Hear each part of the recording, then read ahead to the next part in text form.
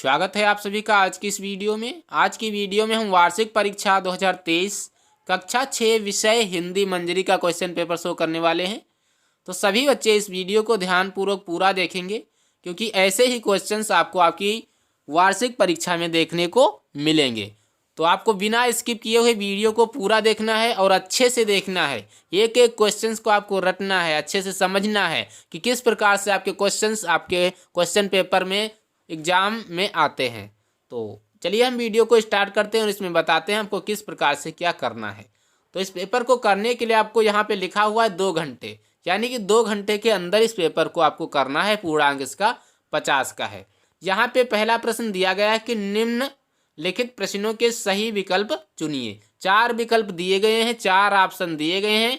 जो ऑप्शन सही है वही आपको सिर्फ अपनी उत्तर पुस्तिका में लिखना है। तो कहा है कि चिर महान कविता किसने लिखी। चिर महान कविता किसने लिखी, आपको इसका आंसर बताना है। मान लो सुमित्रानंदन पंत जी ने लिखी है, तो सिर्फ आपको अपनी उत्तर पुस्तिका में ऑप्शन नंबर 7 सुमित्रानंदन पंत लिखना है। इसके बाद कहा है मोइना। मोइना को क्यों क्यों लड़की नाम दिया था, ये किसने दिया था, तो ये शिक्षिका ने दिया था। ऑप्शन नंबर बा आपका सही होता है। इसके बाद गा है बाबा भारती के घोड़े का नाम था। बाबा जो भारती थे आपके, उनके घोड़े का नाम था उनके सुल्तान, यानी कि ऑप्शन नंबर सा आपका सही होता है।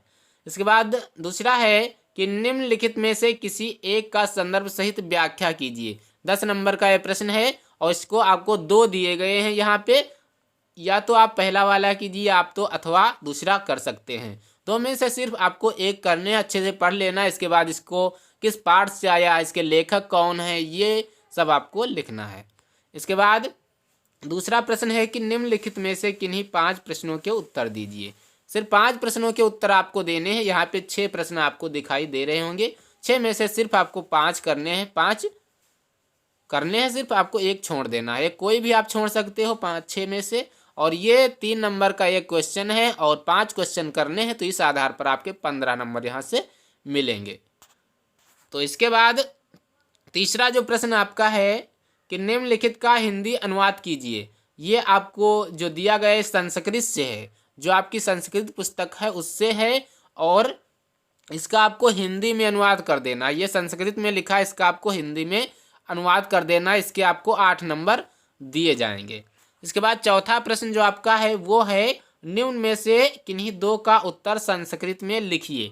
ये संस्कृत में उत्तर आपको लिखने हैं। 6 नंबर इसके दिए जाएंगे। 3 दिए गए हैं, 3 में से सिर्फ आपको 2 करने हैं, एक छोड़ देना है। आप कोई भी एक छोड़ सकते हो, इसके लिए कोई बाध्य नहीं किया गया कि आप पहला छोड़िए दूसरा छोड़िए, ऐसा कुछ नहीं है। आप कोई भी एक 3 में से छोड़ सकते हैं।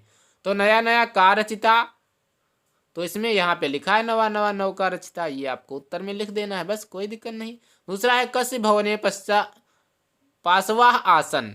इसका आंसर आपको देना है निरपस्य नासिकाया उपरिका उपविशत, इसका आंसर आपको देना है। और इसके बाद 5वां प्रश्न जो आपका है वो है अपनी पाठ्य पुस्तक से 4 पंक्तियों की कविता लिखिए। यानी कि आपको 4 लाइनों की एक कविता लिख देनी है, और ये कंडीशन ये दी गई है कि इस प्रश्न पत्र में ना आया हो, ऐसा लिखना है जो इस पेपर में आपको ना आया हो, वो कविता आपके इस पेपर में आई ना हो, वही लिखनी है।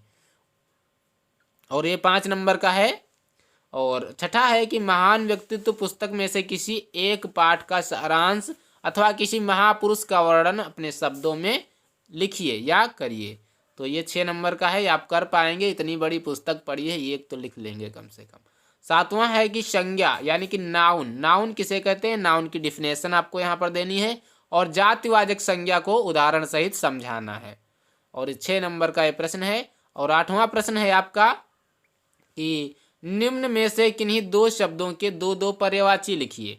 यहाँ पे आपको पर्यायवाची का मतलब होता है कि अन्य नाम। आपको यहाँ पर अन्य नाम लिख देने, जैसे खग मीन्स होता है पक्षी, तो खग का एक दूसरा नाम क्या हो गया, पक्षी हो गया। पक्षी का दूसरा नाम खग हो गया।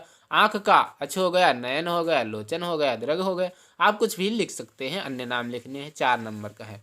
और 9 नंबर प्रश्न है निम्न शब्दों में से किन्हीं 2 का विलोम शब्द लिखिए। अब विलोम का मतलब तो इतना तो पता ही होगा, आप 6 में आ गए हैं। विलोम का मतलब होता है उल्टा, और उल्टा आपको करना है, जैसे जागना का सोना, सही का गलत, आगे पीछे, जीत हार। और एक बात आपको ध्यान रखना है, यहाँ पर लिखा गया है कि सिर्फ आपको 2 का करना है। या आपको 2 ही करने हैं, बाकी 4 दिए गए हैं, कोई मतलब नहीं। जो आपको समझ में आ रहा है, जिसको आप अच्छे से कर पाएँ वही करें, और ये आपको 4 नंबर इसके मिल जाएंगे।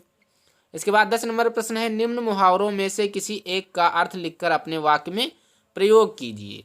ये आपको प्रयोग कर देना है, 4 नंबर का है। ये मुहावरे दिए गए हैं, मुहावरे 3 दिए गए हैं, 3 में से सिर्फ आपको एक करना है, ये एक तो कर ही लेंगे कम से कम। और इसके बाद 11 नंबर प्रश्न है, बालक अथवा फल शब्द का प्रथमा विभक्ति में एक वचन एवं बहुवचन का रूप लिखिए। आपको क्या करना है, सिर्फ प्रथमा विभक्ति का एक वचन और बहुवचन लिख देना है। आप लिख लेंगे बालका बालको बालका, फलम फले फलानी, ये कर देना है, आपको 2 नंबर इसके मिल जाएंगे। आपको ध्यान रखना कि या तो आप बालक का करें या तो फल का, 2 में से एक का करना है। और इसके बाद 12 नंबर प्रश्न है, पठ धातु का उत्तम पुरुष में एक वचन एवं बहुवचन का रूप लिखिए। ये भी 2 नंबर का प्रश्न है, और इसको आपको पठ धातु मतलब पढ़ना वाला है। और 13 नंबर प्रश्न है कि निम्नलिखित में से किन्हीं 2 का संस्कृत में अनुवाद कीजिए। या आपको अनुवाद कर देंगे तो आपको 4 नंबर मिल जाएंगे। सिर्फ आपको 2 करने हैं और 2 छोड़ देने हैं, आप कोई भी छोड़ सकते हैं, जैसा कि मैंने आपको अभी बताया। और इसमें लिखा है कि नई नई नाव बनाएं, इसका आपको अनुवाद कर देना है संस्कृत में। दूसरा है मेरी नाव कागज की बनी है। तीसरा है भोजन के पश्चात मट्ठा पीना चाहिए। और चौथा है मन लगाकर पढ़ना चाहिए। 3-4 में से सिर्फ आपको 2 करने हैं।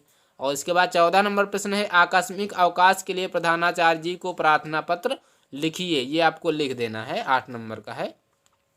और इसके बाद 15 नंबर प्रश्न है, किसी एक विषय पर निबंध लिखिए। ये यहाँ पर आपको दिख रहे होंगे, यहाँ पर 4 विषय दिए गए हैं, 4 सब्जेक्ट हैं, 4 में से सिर्फ आपको एक का करना है। आप अच्छे से कर लेंगे, इतना तो पढ़े होंगे 1 साल में। और ये 16 नंबर का प्रश्न है, ये आपको करना है। तो ये था कक्षा 6 हिंदी मंजरी का क्वेश्चन पेपर। आशा करता हूँ आपको वीडियो बहुत पसंद आई होगी। वीडियो पसंद आई तो वीडियो को लाइक करें, चैनल को सब्सक्राइब करें और अपने दोस्तों के साथ इस वीडियो को शेयर करें। तो आज की वीडियो में इतना ही, मिलते हैं अगले वीडियो में, तब तक के लिए जय हिंद, नमस्कार।